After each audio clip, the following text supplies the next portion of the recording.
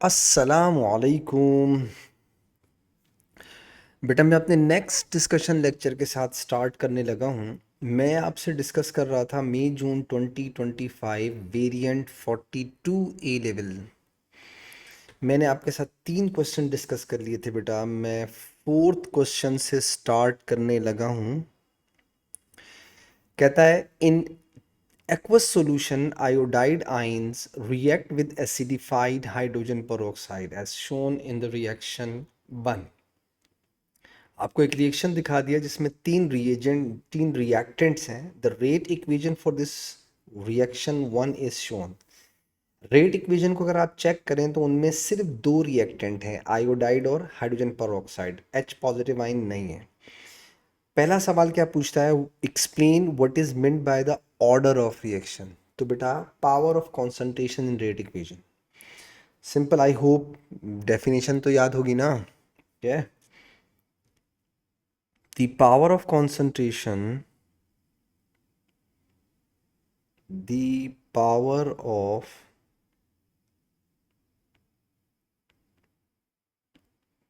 concentrations in rate equation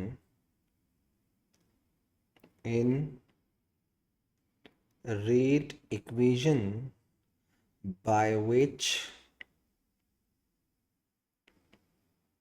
rate of reaction can be raised. Rate of reaction can be raised बेटा। आगे देखो, complete table 4.1 order of reaction with respect to H plus ion, with respect to iodide ion, with respect to hydrogen peroxide, overall order। तो बेटा according to that rate equation आप देखें concentration की power of iodide में क्या है 1, hydrogen peroxide की क्या है 1, H प्लस आइन है ही नहीं तो H प्लस आइन 0 हो गया, आयोडाइड 1 हो गया, H2O2 1 हो गया। और ओवरऑल ऑर्डर का मतलब सम ऑफ पावर ऑफ कॉन्सेंट्रेशन, तो 1 और 1 कितना हो गया, सेकेंड हो गया। नेक्स्ट देखें बेटा, sketch a line on the figure 4.1 to show the relationship between iodide and time. तो बेटा iodide with respect to iodide ये फर्स्ट ऑर्डर है। फर्स्ट ऑर्डर के लिए ग्राफ कैसा होता है, ऐसे बेटा। ठीक है, आई होप याद होगा आपको। नेक्स्ट देखिएगा, आपको मैंने 9 ग्राफ्स बना के दिए थे, ठीक है, कि मेरे लेक्चर्स के अंदर।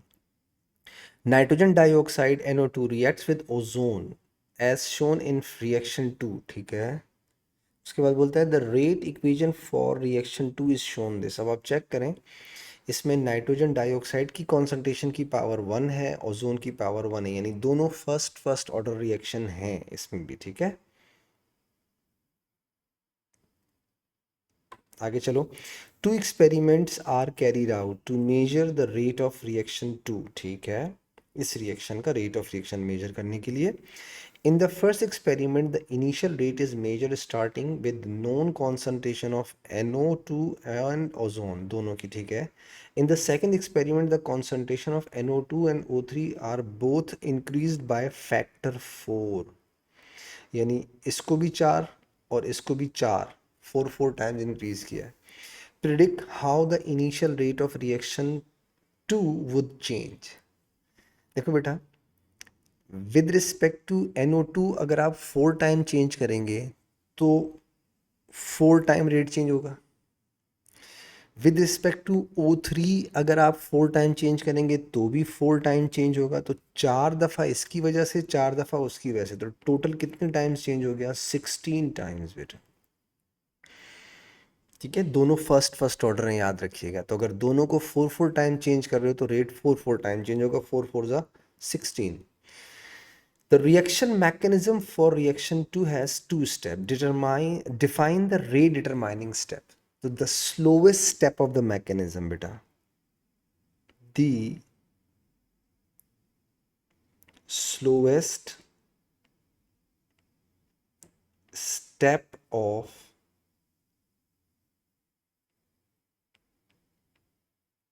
mechanism. The slowest step of the mechanism. उसको बोलते हैं rate determining step. suggest equation for the two steps of reaction mechanism for reaction 2। अब देखो मैं ये थोड़ा सा ट्रिकी सवाल होता है।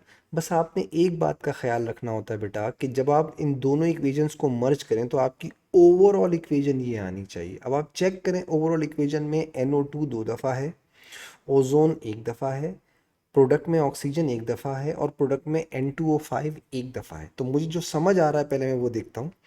अगर मैं NO2 को ओजोन के साथ रिएक्ट कराऊं तो एक दफ़ा ये हो गया, एक दफ़ा ये हो गया। इससे मैं बना लेता हूँ NO3 और साथ में O2, ये भी एक दफ़ा हो गया। कैसा? अब मुझे दोबारा से NO2 चाहिए क्योंकि मुझे प्रोडक्ट साइड पे दो NO2, रिएक्टेंट साइड पे दो NO2 चाहिए ना, तो NO2 और इसे मुझे इक्वेशन से हटाना है तो मैंने वापस लिखा है इसको। इन्हें मर्ज करो, ये दोनों को मर्ज कर दो, क्या बन जाएगा N2O5। अब देखो ये भी आ गया, ये भी आ गया, ये भी आ गया और ये भी आ गए। ओवरऑल इक्वेशन देखो क्या बनेगी। अगर आप NO3 से NO3 कैंसिल कर दें तो आपके पास बचेगा 2NO2 plus O3 gives you N2O5 plus O2। अब ये ओवरऑल इक्वेशन वही बन रही है। इसका मतलब है स्टेप 1 स्टेप 2 मैंने सही लिखा है। तो जब भी आपको ओवरऑल इक्वेशन बनाने का बोले तो आपने इस बात का ख्याल रखना है बेटा कि ओवरऑल इक्वेशन जब आप जब आप मैकेनिज्म बनाएं तो आपको ओवरऑल इक्वेशन आपकी वही आनी चाहिए जो आपकी मेन इक्वेशन है मर्ज करने के बाद। तो हम मेरी मर्ज करने के बाद यही इक्वेशन आ रही है ना, इसका मतलब मैंने सही किया। अब जैसे बच्चे इसमें अक्सर बोलते हैं सर हमें कैसे पता चलेगा कि हमने ये स्टेप्स बनाने, तो बेटा वो प्रैक्टिस से होगा। ये सवाल देता है आजकल तो ज़्यादा दे रहा है, सही है कि दो स्टेप का मैकेनिज्म बनाओ। ज़रा टेक्निकल है, थोड़ा है, बिल्कुल मानता हूँ, इतना आसान नहीं है। मगर ये है कि बस एक बात दिमाग में रखा करो कि स्टेप्स जब भी मर्ज करो तो आपकी इक्वेशन ओवरऑल इक्वेशन वही आनी चाहिए जो शुरू में दी है उसने। पार्ट सी पे आता हूँ। Dinitrogen pentoxide N2O5 can decompose to NO2 and O2, ठीक है।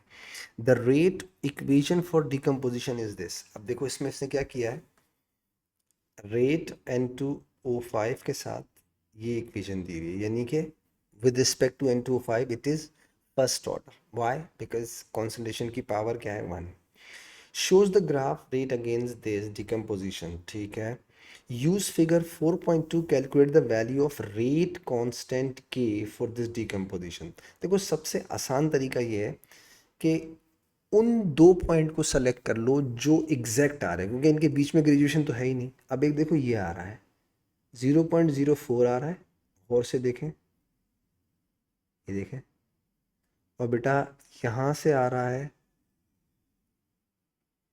12, सही है, साथ में 10⁻⁻⁴ एक आ गया। और इससे भी कर सकते हैं 0.02,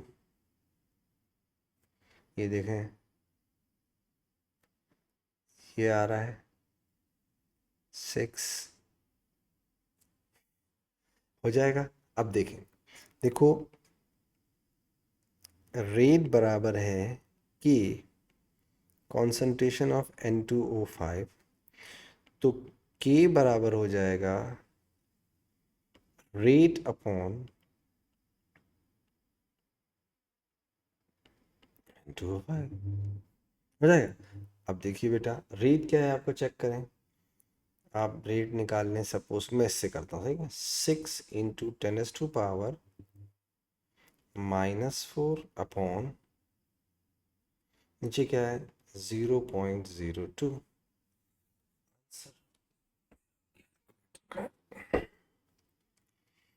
6.0 × 10⁻⁻⁴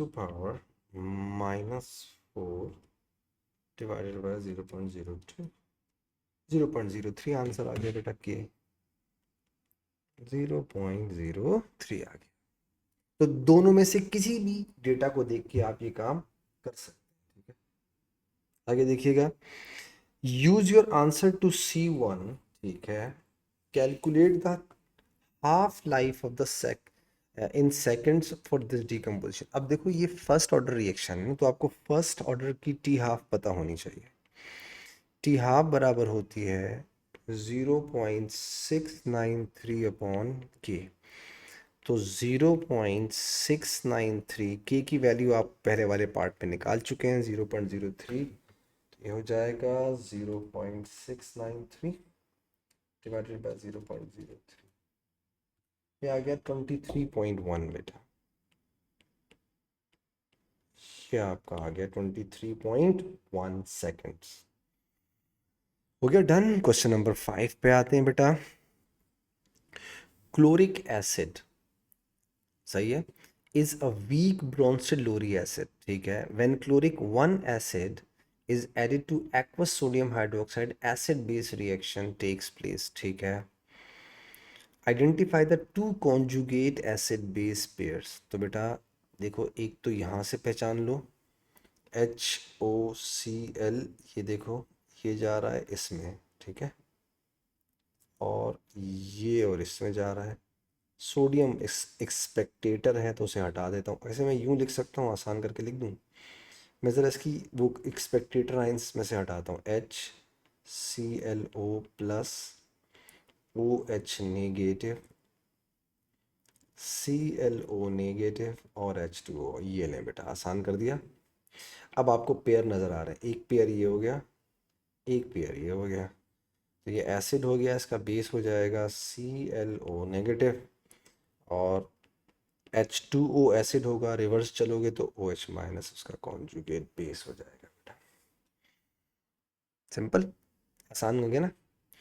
तो H2O वापस आ रहा है OH के अंदर, ठीक है, वापस रिवर्स अगर देखो, ठीक है, तो OH उसका कॉन्जुगेट बेस हो गया वाटर का, और ClO नेगेटिव HClO का कॉन्जुगेट बेस हो गया। The value for the acid dissociation constant of KClO is 3.7 10 to power minus 8. Calculate the concentration in mole per dm cube at pH 4.5. तो concentration निकालने के लिए पहले तो हम H प्लस आइन निकाल लेते हैं। पीएच दी हुई है तो pH is equal to minus log H plus ion होता है, ठीक है। अब आपको H प्लस आइन निकालने हैं तो H प्लस आइन हो जाएगा, लॉग वहाँ ले जाओ, पावर बन जाएगी 10 टू पावर माइनस 4.51, ठीक है। ये आपके पास H प्लस आइन की कॉन्सेंट्रेशन आ गई, ठीक है। 10 टू पावर माइनस 4.51, ये आ गया मेरे पास 3.09। तो 3.1 कर देता हूँ इसको मैं। H पॉजिटिव आयन आ गया मेरे पास 3.1 इंटू 10 टू पावर माइनस 5 हो गया। हमें पता है वीक एसिड के लिए H प्लस आयन बराबर होता है √Ka इंटू सी। अब आपसे वो C पूछ रहा है तो ज़रा रीअरेंज कर दूँ। H पॉजिटिव का स्क्वायर हो जाएगा अपॉन Ka हो जाएगा, और ये C हो जाएगा, आ जाएगी कॉन्सेंट्रेशन। C बराबर होगा, H प्लस आइन आपके पास है 3.1 इंटू 10 टू पावर माइनस 5 का स्क्वायर अपॉन K की वैल्यू ऊपर दी हुई है 3.7 इंटू 10 टू पावर माइनस 8। तो जो भी मेरा आंसर है मैं उसे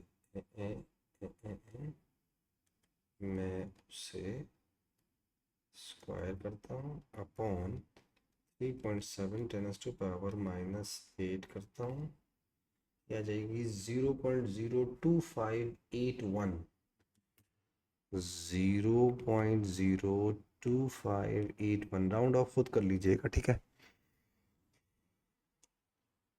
आई होप समझ में आ गया होगा बात। When a solution of HClO is heated, chloric 5 acid HClO3 हो जाएगा 5, यानी कि क्लोरीन की ऑक्सीजन स्टेट +5 है इसमें। And strong acid not containing oxygen यानी HCl हो गया, form as the only product. Equation लिखो। अब देखो HClO को ब्रेक करो तो ये देगा HClO3, क्यों? क्योंकि Cl की ऑक्सीडेशन स्टेट यहाँ पे क्या होगी +5, और साथ में ऐसा एसिड है स्ट्रॉन्ग है और उसमें ऑक्सीजन नहीं है तो HCl हो गया।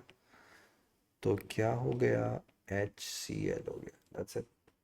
आजा बेटा इधर लगा, ये है इधर 3 लगा दे तो 3, और यहाँ 2 लगा दे, सब बैलेंस भी हो गया। और बोलो। उसके बाद बोलता है define a buffer solution. Definition 1 mark की, मुफ्त के मार्क्स दे दिया आपको। तो the solution which resist change in pH by addition of small amount of acid और एल्कली। ठीक है। द solution which resists change in pH by addition of small amount of acid or alkali suggest a substance that could be added to aqueous ethanoic acid to form a buffer solution। अब देखो weak acid है, weak acid में ऐसा क्या डालूं कि उसका buffer solution बन जाए। या तो उसका सॉल्ट डाल दो या फिर लिमिटेड सोडियम हाइड्रोक्साइड डाल दो। ठीक है, limited amount of sodium hydroxide to make sodium ethanoate। हो गया buffer solution. Hence the mixture have weak acid and its salt, weak acid and salt। आगे बोलता है some fertilizers contain calcium dihydrogen phosphate। ठीक है, an aqueous solution containing dihydrogen phosphate can act as a buffer solution।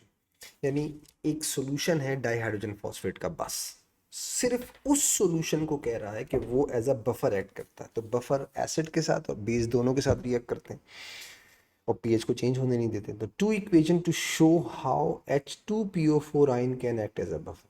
यानी उस एक दो salt नहीं दिया, एक ही चीज़ को बोल रहा है, बताओ वो एज अ बफर कैसे एक्ट कर सकता है। तो इसका मतलब है यही चीज़ एसिड से भी रिएक्ट करेगी, यही चीज़ बेस से भी रिएक्ट करेगी। फॉर एग्जाम्पल H2PO4 एसिड के साथ रिएक्ट करेगा तो ये बनाएगा H3PO4, और अगर H2PO4 नेगेटिव एल्कली के साथ रिएक्ट करेगा तो ये बनाएगा HPO4 नेगेटिव 2 और साथ में वाटर। तो एक ही चीज़ एसिड भी है और बेस भी है, दोनों है। ठीक है, नेक्स्ट देखिएगा, the solubility of calcium phosphate is this. Solubility मतलब x दे दिया आपको। The expression for the solubility KSP is this, ये भी दे दिया। Calculate the value of KSP for this. ठीक है, तो पहले हम x की एक्सप्रेशन बना लें, आसान है ये, देखिएगा मैं बनाता हूँ। CA3PO4 टेकन ट्वाइस है, ये सॉलिड है, ये बनाएगा 3 calcium 2 positive plus 2 phosphate 3 minus. हो गया, ये हो जाएगा 3x, ये हो जाएगा 2x। तो KSP बराबर हो गया 3x का क्यूब 2x का स्क्वायर, हो जाएगा 27x का क्यूब और 4x स्क्वायर। तो x 5 हो गया, 27 to 4 is 108, 108 x की पावर 5 हो जाएगा KSP। हो गया सॉल्व पूरा क्वेश्चन। ये ना बेटा KSP बराबर हो जाएगा 108 और सॉलिबिलिटी आपको दी हुई है ये रही, यानी x दिया हुआ है 1.14 इंटू 10⁻⁻7 की पावर 5। हो गया बेटा 108 1.14 10⁻7 पावर 5 जाएगा 2.07 या 2.1 10⁻⁻33 2.1 10⁻⁻33 आ जाएगा। यूनिट्स हमेशा x से निकाला करो, ठीक है। x की पावर है 5, तो बेटा मोल पर डीएम क्यूब की पावर हो गई 5, तो यूनिट हो जाएंगे मोल की पावर 5 DM-15। आई होप मेरी बात समझ में आ गई होगी। आगे देखो, some solid sodium phosphate is added to saturated solution of this sodium phosphate, ठीक है, Na3PO4। predict the effect if any the solubility of calcium phosphate। ये देखो बेटा कहाँ है, ये रहा। मैं इसे यहाँ ज़रा थोड़ा यूँ करके बनाऊँ। अगर आप इसमें सोडियम फॉस्फेट डालते हैं, यानी आपने इसमें फॉस्फेट डाला, तो बेटा फॉस्फेट फॉस्फेट कॉमन आयन हो गए, इक्विलिब्रियम बैकवर्ड चला जाएगा और सॉल्युबिलिटी क्या होगी, डिक्रीज, प्रेसिपिटेट बनना शुरू हो जाएंगे। तो फॉस्फेट डालने का मतलब आपने कॉमन आयन इफेक्ट डाल दिया। कॉमन आयन इफेक्ट डालने का मतलब इक्विलिब्रियम बैकवर्ड जाएगा और सॉल्युबिलिटी कम हो जाएगी, ठीक है। तो वो यही पूछ रहा है, predict if any on solubility of calcium phosphate, explain your answer। तो solubility decreases, solubility decreases because of common ion effect बेटा।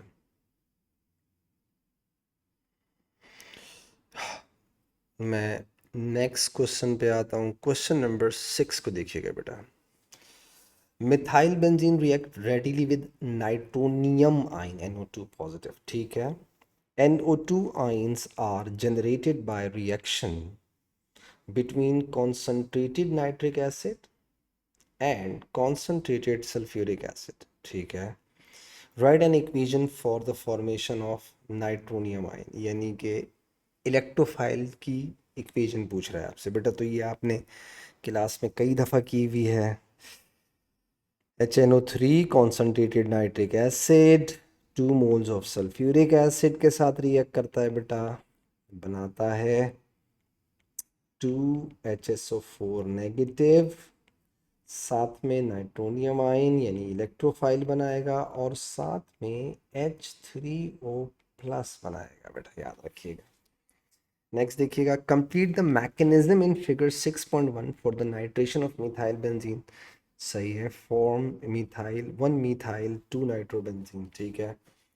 ऑर्गेनिक इंटरमीडिएट, वही चांद तारा बोल रहा है, उसमें ख्याल रखना है जिस पोजीशन पे इलेक्ट्रोफाइल लगाओगे उसकी एडजेसेंट पोजीशन से पॉजिटिव शुरू होता है और उसके एडजेसेंट पे आके एंड होता है, तो ख्याल रखना है बस इसका। मैं फिर से बना रहा हूँ ये बात और फिर से बार बार बोलता हूँ, ख्याल रखिएगा बेटा चांद तारा बनाते वक्त, ठीक है। ये देखें बेटा,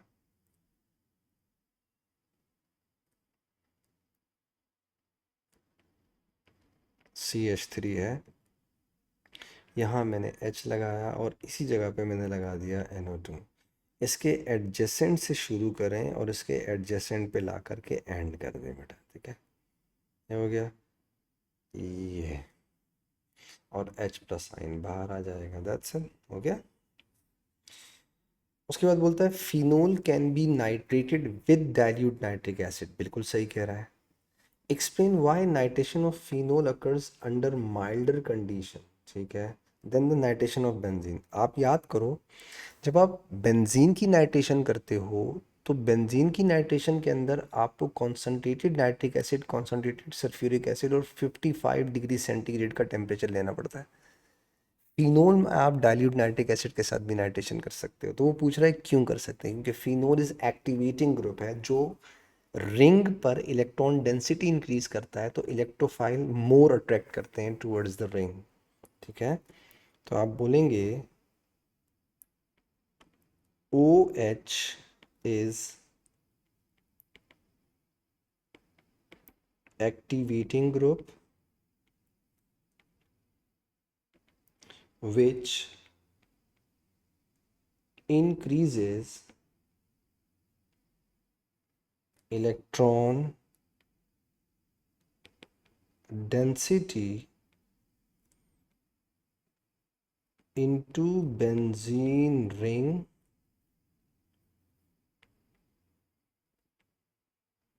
by delocalization of its lone pair. Hence,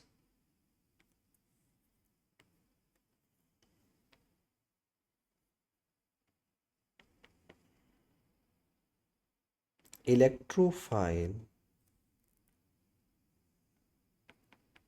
readily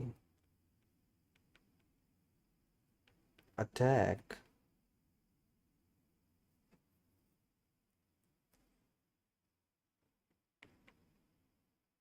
ring. आगे देखो, a sample of 2 nitrophenol is reacted with sodium. ठीक है, कंप्लीट द इक्वेशन। तो भाई सोडियम किसके साथ रिएक्ट करेगा, फिनोल के साथ। सोडियम फिनॉक्साइड याद होगा, और हाइड्रोजन बनाएगा साथ में। बाकी नाइट्रो के साथ इसका कोई रिएक्शन नहीं होता, इसको एज इट इज रहने दें। यहाँ देखिएगा बेटा, ये होगा O माइनस और Na पॉजिटिव, और यहाँ पे फिजिंग या बबल्स ऑफ हाइड्रोजन गैस, ऐसे बेटा।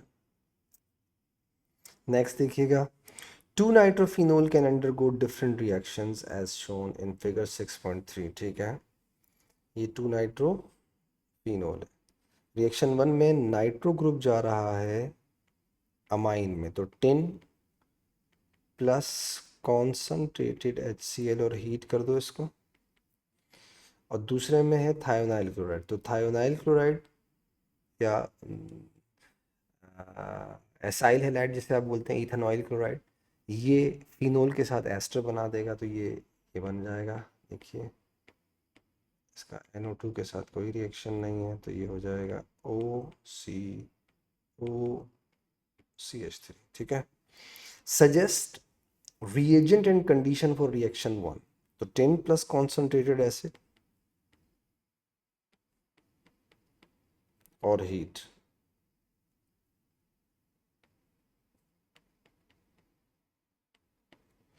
Name the type of reaction for step for reaction 1, reduction बेटा।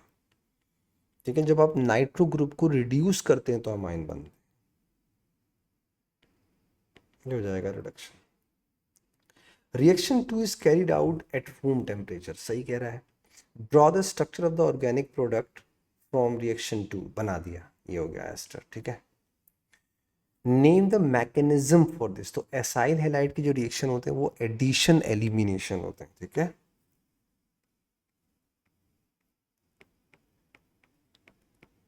Addition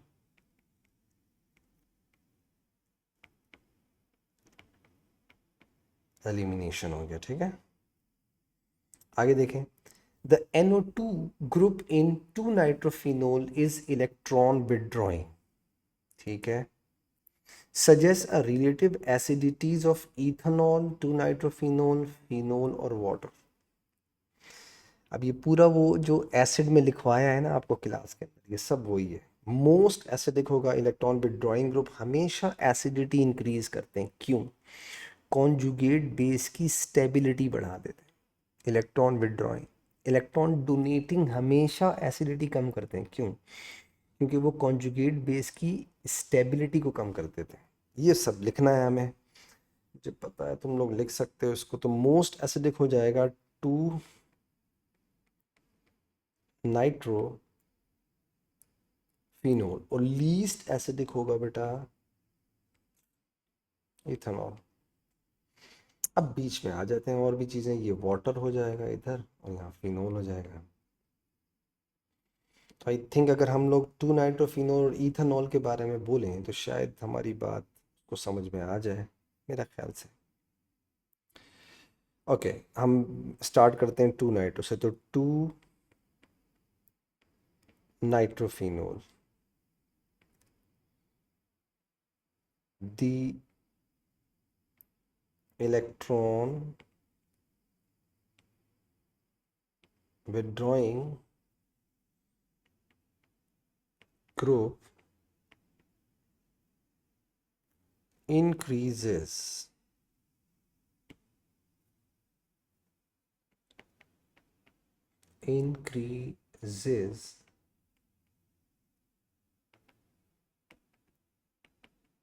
stability of its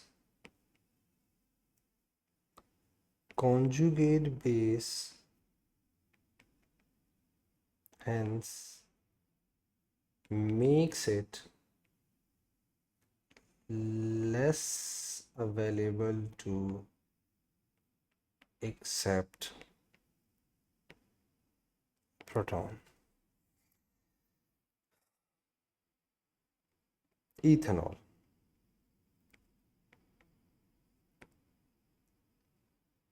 electron donating alkyl group. Electron donating alkyl group decreases stability of conjugate base by increasing availability of lone pair to accept proton. अच्छा मैंने आपको class में भी बताया था, आज फिर बताता हूँ, हमेशा याद रखना।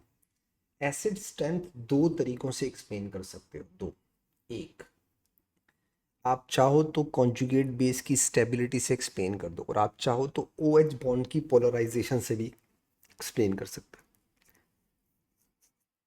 दोनों सही। पार्ट एफ पे आ जाओ। Salbutamol is pharmaceutical drug that contains a phenol functional group. ठीक है, फिनोल है, ये रहा फिनोल। क्या बोलता है, name and classify three other functional group. तो देखो ये सेकेंडरी अमाइन हो गया, ये सेकेंडरी अल्कोहल हो गया, ये प्राइमरी अल्कोहल हो गया। तो हम नेम ऑफ फंक्शनल ग्रुप में लिख सकते हैं अमाइन, और क्लासिफिकेशन में लिख सकते हैं सेकेंडरी। इसी तरह अल्कोहल क्लासिफिकेशन में प्राइमरी, इसी तरह अल्कोहल क्लासिफिकेशन में secondary. Salbutamol react with bromine aqueous form organic product. ये टेस्ट फॉर क्या हो जाएगा, फिनोल, वाइट पीपीटी। अब मसला ये है कि फिनोल 2 और 4 पे भेजता है, तो यहाँ तो पहले से भी एक लगा हुआ है, तो आपके पास सिर्फ एक पोजीशन बची हुई है। क्यों? क्योंकि फोर्थ पोजीशन भी ऑक्यूपाइड है। तो अब आप चेक करें कि फिनोल के साथ अगर हम Br2 को रिएक्ट करवाते हैं तो 2 4 6 पे जाना चाहिए। तो 6 और 4 ऑलरेडी ऑक्यूपाइड है, तो सिर्फ 2 पे रह जाएगा ना। स्ट्रक्चर बनाएंगे कुछ ऐसा, ये देखिएगा, ये फिनोल था, तो एक Br2 पे लगा देंगे। बाकी किसी चीज़ को ना छेड़ें, सब कुछ अपनी जगह रहने दें।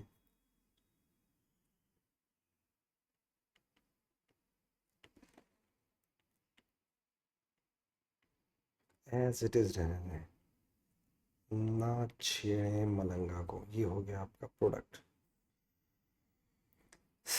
Salbutamol reacts with an excess of SOCl2 to form organic product Y. Molecular formula भी दे दिया आपको, स्ट्रक्चर का। देखो बेटा, अगर आप इसको SOCl2 के साथ रिएक्ट कराएंगे तो SOCl2 किसके साथ रिएक्ट करता है? कार्बोक्सिलिक के साथ और अल्कोहल के साथ। तो बेटा कार्बोक्सिलिक इसमें है नहीं, तो दो अल्कोहल नज़र आ रहे हैं, ये सब्स्टिट्यूशन हो जाएगी और क्या होगा, यहाँ ClCl लग जाएंगे बस। यानी कि SOCl2 कार्बो उसके फिनोल के साथ रिएक्ट नहीं करता, ठीक है, याद रखिएगा, उसको मत चेंज कर देना।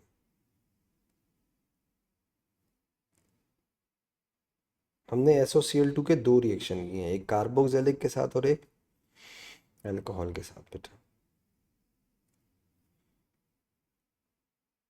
ये हो गया एक Cl, ये अपनी जगह रहेगा। ये देखें,